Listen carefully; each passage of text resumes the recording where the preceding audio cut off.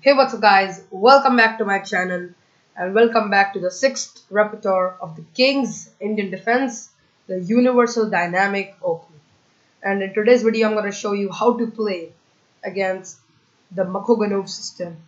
So in today's video I'm going to show you how to play the King's Indian Defense against one of the most aggressive variations by white, which is the Makogonov system. Let's go. D4, knight f6, c4, g6, knight to c3, bishop g7, e4, and d6. So guys, at this position, like white has a ton of moves. The main move is of course knight f3, but there are moves like bishop d5 for the Everbach system, bishop e2, bishop e3, doesn't matter. But there's one aggressive move by white, which is the move pawn to h3. And guys, this is known as the Makogonov system. The main idea of the Makogonov is first of all to block this attack by the bishop. So as you all know, in King's Indian Defense, bishop b4 is a very common move by black. So by h3, they're not allowing us to go there with our bishop on b4. So this bishop is kind of useless. And the second option, and the second reason to play the Makogonov is to get super aggressive and go g4. That's the main idea of the Makogonov. Well, here we are gonna just go play castle. We are just gonna castle and be happy. Now they come with bishop g5. This is the main line of the Makogonov.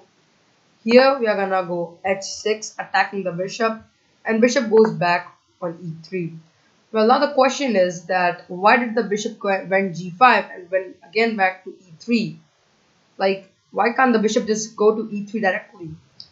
Well guys, that's a good question, but white wanted us to play the move pawn to h6. As you can see, white really wanted us, white induced us to play the move h6 so that he can he can take his queen up here and battery like this and attack the pawn. So that was the idea of white. But no problem, we're just gonna go and play knight to a6, which is my personal favorite move. So in this position, there are like basically two main moves for the black camp. The first move is again knight to a6, and the second one is knight b to d7. Well, I personally like knight a6 because see, both of the moves moves have the idea to go to c5. But the problem with knight d7 is that our bishop gets blocked. But with knight to a6, we can get to c5 without blocking our bishop, and we have an idea to maybe go on to b4. So personally, I like a6, knight a6. But guys, we are forgetting something. Before getting our knight into the game, we need this important center break with the move e5. This is the main idea of the King's Indian Defense. And here the main line goes with d5. And now we are going to go with knight a6. Again, the same idea to go on c5. Well, here white plays. So yeah, so after the move knight to a6, the main line is knight to f3. And now, as our plan, we are gonna jump up with our knight to this c5. So let me just remove it. So yeah, so now we're gonna jump up with the move knight to c5, attacking the e4 pawn. And here the main move for white is knight to d2, defending the e4 pawn. So now the question would be, why not bishop to d3, defending e4? But against this, we can just take the bishop, and when white takes, I mean, we are just completely fine. And if you look at the engine, it's just completely equal 0.0, 0.00, so you can see that. And one more thing, so black has basically equalized the game. And if you notice, till here, the advantage for white was 0.7, 0.6. But as soon as you play bishop d3, the advantage just goes 0.0. So it becomes less. So bishop d3 is just not a good move. So the main line is knight to d2. Here we're just gonna go a5. So our main idea is to go a4, c6, and queen to a5. Guys, in Makogonov, the things are reversed. It's just completely swapped off. So basically in the King's Indian Defense, generally, most of the times, black attacks on the king side and white attacks on the queen side. But in Makogonov, the things are reversed. White attacks on the king side and black on the queen side. So everything is opposite here. So we go a5, and here white just goes with natural developing move, bishop to e2, and here we're going to develop our bishop on d7. Guys, here white just gets super crazy and go g4, and most of the kings in defense player here start panicking, and they're like, oh my god, white is just coming, his g4, g5, h4, h5, and I'm done, oh my god. Like, they just start getting in pressure, and most of them lose the game. The thing that black is like nothing, like black is doing nothing, and we can't go b5 because there are so many pieces, and like white is just coming h4, g5, rook there, bishop, and queen is there. This is completely dead lost. Guys, that's not the situation, because always remember, when your opponent is attacking you on like any side, on the king side or queen side, that doesn't matter, but its king is in center. So when your opponent attacks you on the queen side or king side while his king is in center, then you should always strike in the center with a move. So you have to look for a pawn break and a center strike to strike the center. So the center basically means e4, d5, and also a bit c4. c4 is also kind of in the center. So if you say b5, b5 makes no sense. So guys, try to spot out what is the correct move for black. It strikes up in the center. Well, congratulations if you found this beautiful move, c6. That's the only move, because we are striking in the center, which affects white. And you can see white's king is in the center, and we have to target this. So guys, white has started attacking us on the king side, so we're gonna strike in the center with the move c6. Well, here white just goes h4, super crazy, just going g5, h5, and so most of the times players get super panic up, and sometimes they just resign this position. So in this position, we are gonna just go a4. So we can see black is also going on the queen side while white is going on the king side. And here there are mainly 3 moves for white. The first move is h5, which is a very popular move at this stage, and most of the players play h5. The second obvious move, in which most of the players get panic, is the move g5, because it attacks our knight and also our pawn, and it affects us. And the third move is bishop takes c5. It's not really popular, but many players have played it, so that could also be an option. Now let's get back, and first we're gonna get our hands on the move h5.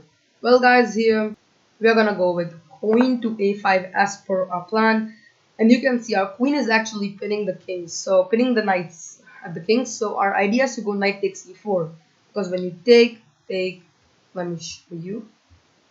So our idea is to go this, and you take with any of them, like you take, you can't take it because of this. I hope you have understood that. So that's the main reason of queen to a5, and our other secret idea is to go a3, because you can't take that pawn or else we'll take your knight. So here basically white has to defend his e4 pawn, so he'll try to do that, or maybe stop the move a3. But I know most of you guys will be thinking, what about the move h takes g6? This looks so dangerous. Well, here you can just take, or maybe you can just go a3, full gangster mode, and like white just takes, can just take it, and white can take it because we just take the full piece and we are just winning. Here this move makes no sense, because I mean the rook's trapped and there's nothing. And rook b1 also makes no sense, because we again win a piece. So like if rook c1, we can just take, and after rook c2, we can just take the e4 pawn, and you can see the advantage. It's 3.7, which is insane, and black is just completely dominating this game. Also after take, we are attacking c3 with a knight and queen. This is an easy win for black. Going back, in this position, there's basically only one move white which gets up, which is b4. in which you can just take, and this is also completely fine, so that white can go rook c1. But now also you can see it's only black who has the advantage with 1.4, one point advantage, which is totally insane. So I'm not gonna go deep inside here, so that's not a good move. So here h takes g6 is not good. I know most of the players will play f3 because they're gonna try to defend e4 pawn because it's get attacked and the knights are pinned. Well, here we're gonna go a3. Again, if rook b1 or rook c1, you have the same idea of take and affect the knight. Well, here there's only one main move, which is queen c2 defending b2. Again, if b4, then you can just take. So after queen c2, we're gonna go c takes d5. Guys, always remember when we take this pawn, our idea is when after white takes, we go b5. That's our idea. Well, in this position, but we're not gonna do now because that just gives the advantage to white.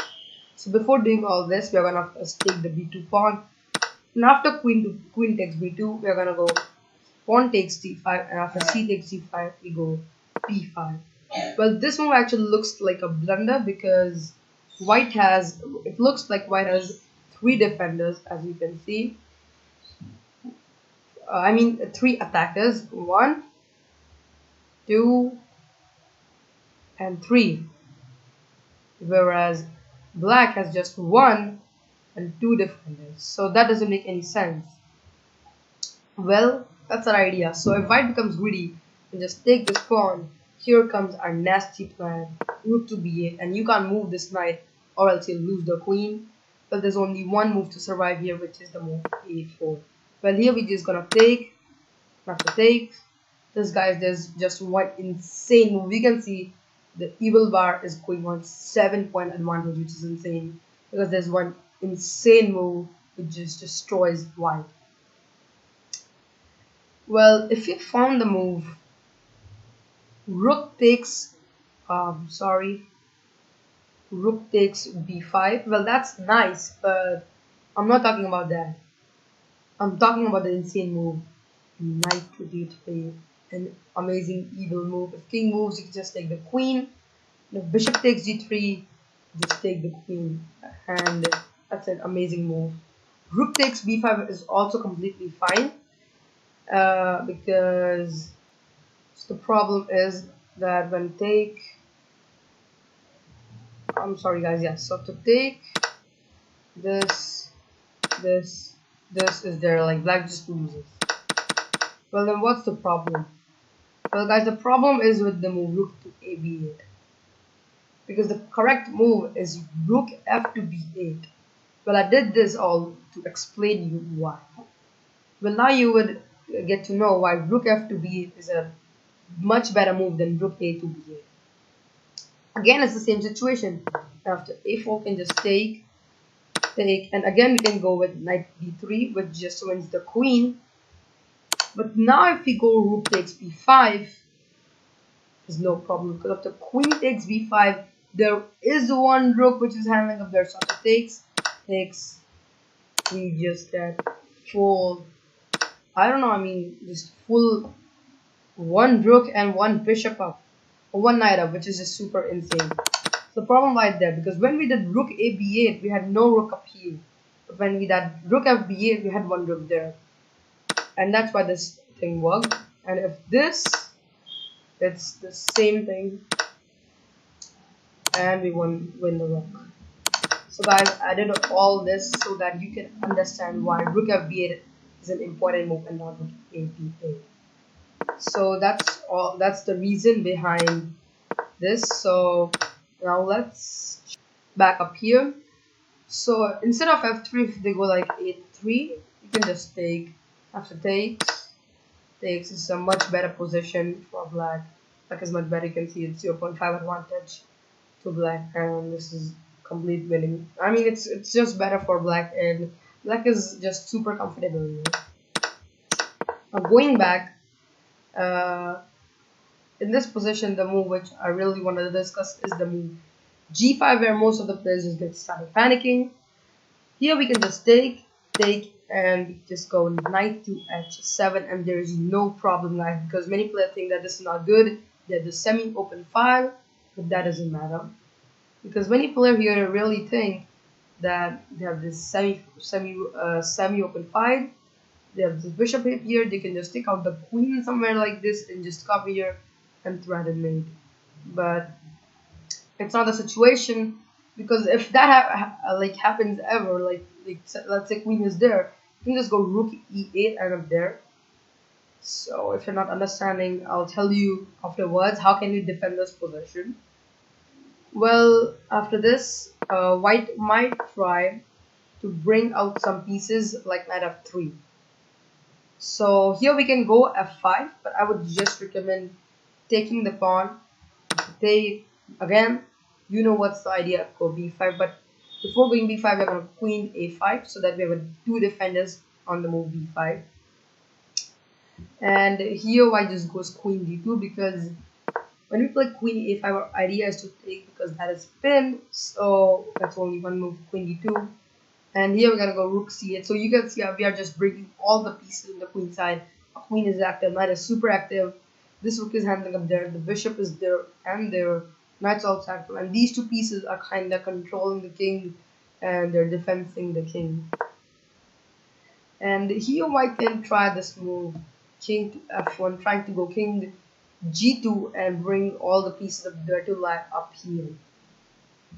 Here there's no problem, we're just gonna b5. And now when they go king g2, the best move here is just b4. As you can see, it's completely winning. It's 3-point advantage for black, and this is a very bad position. As you can see up in the evil bar, it's 3-point advantage for black. But here I'm gonna tell you how can you defend this position. Like if you're getting panicking, like if you think that rooks are coming, or if the queen's coming, well here you can just go knight to f8, and this is completely fine, and you just defend your king. And say how, because see this, first of all, this square is protected by a pawn, this square is protected by our bishop, this square is protected by our knight and king, and this last square is protected by our king and bishop. So that's just completely fine like this. So that's why there's no problem here. Knight f8, I mean no piece can enter this defense. This is a super strong defense. So that's the reason why g5 is not a good move there, and you can't really affect with the move g5.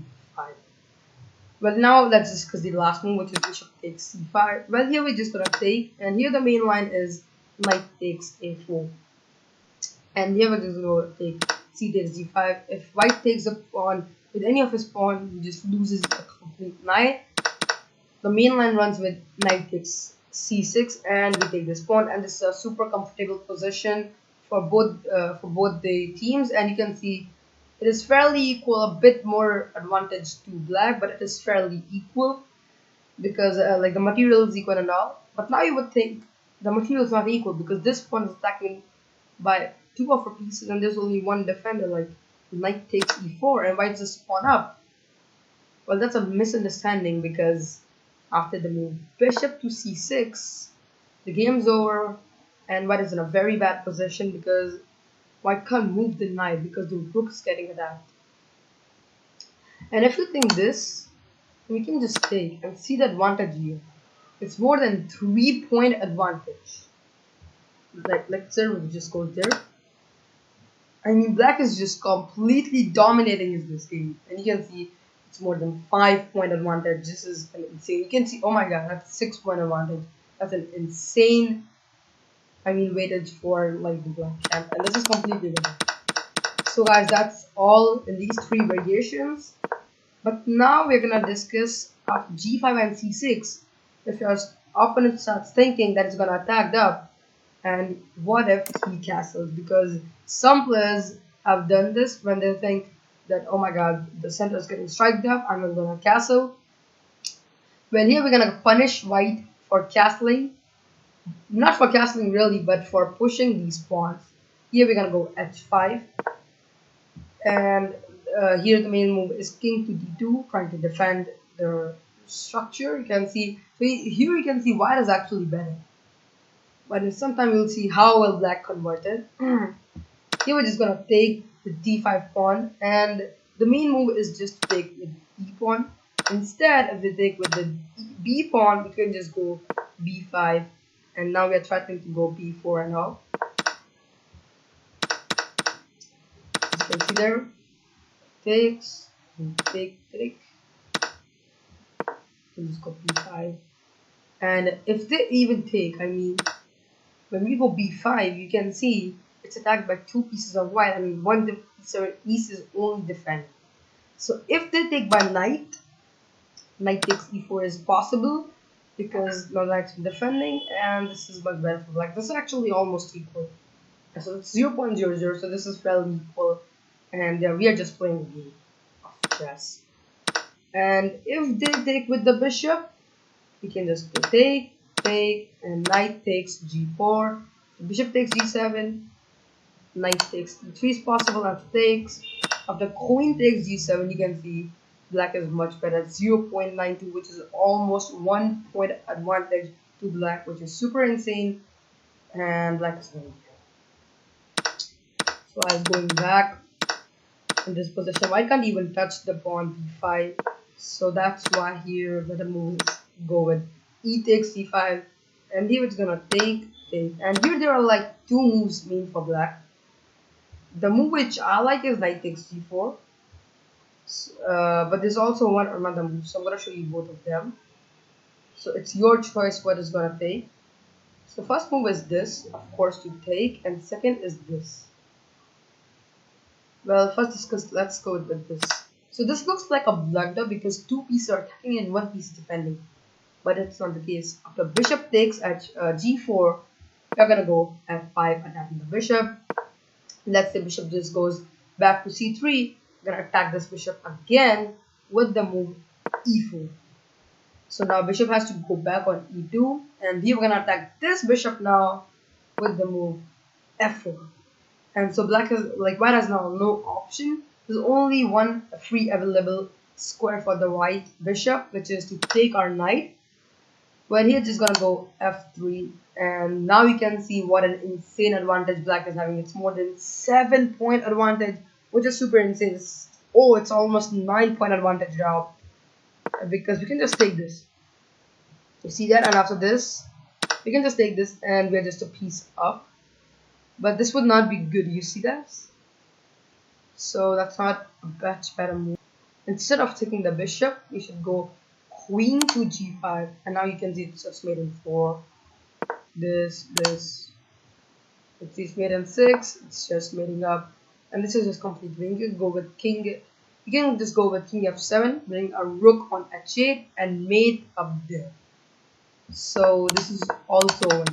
So this was the first move, the first variation of taking the g4 pawn. Now let's go to the second one, which is knight f7. So you see the advantage here is 0.7. I'm much better for white, almost 1. That's why I don't like it, but okay, this is also fine. This is also aggressive. So the main move is knight e4. We just take, and we just clash up with f5. So the main idea of the move knight to f7 was to bring to go f5. So f5 could be possible. Here we don't care about a d6 pawn, because here we're just going to focus on the king. We just need to attack the white king. We're not going to focus on a d6 pawn. And here we're just going to go p6. So first I said we're going to focus on the king, and now we are saving our pawn. What does this happen? Well, as b6 is a very healthy move. It's a very powerful move because we're stopping white to come up here and attack. I mean, b6 is a very powerful move here. Well, here the main move is f3, and here we're gonna go with the typical King's Indian move, f4, and white goes bishop f2. This is the typical thing of the King's Indian, which always happens in any of the King's Indian, and now also it's in Makogonov. Well, now here we're gonna go bishop takes g4, very powerful move. If you didn't understand what was that, you can see after bishop takes g4, it's a discovered attack on the knight. And after this, we can just take the knight. And so you can see, so black has emerged with a good structure of pawns, and you can see the advantage. It's now 1.4 for black. That's why it's also a good way to go. And here the main move is bishop f3. And well, here we want our pawn not on f4 but on f3. So we're gonna attack this bishop with the move knight to g5. And here the main move is bishop h4. Now we're gonna take the bishop. Now for queen takes f3, I need you to find what is the best move. Well, if you thought rook a to ed8, well, that's a good move, but not really. What does that mean? It's a good move because we're trying to go e4. But the problem is white plays queen to e4 himself, and now black has no, like, black can now really back up out. I mean, there's no really way so that black can destroy white, and you can see it's now 0.00. So in this position, it was actually almost 3-point advantage. More than 3, it was 4-point advantage. But after rook a to e8, it's now just 0.0. But then what's the correct move? The correct move is the pawn sacrifice e4. It's a positional sacrifice.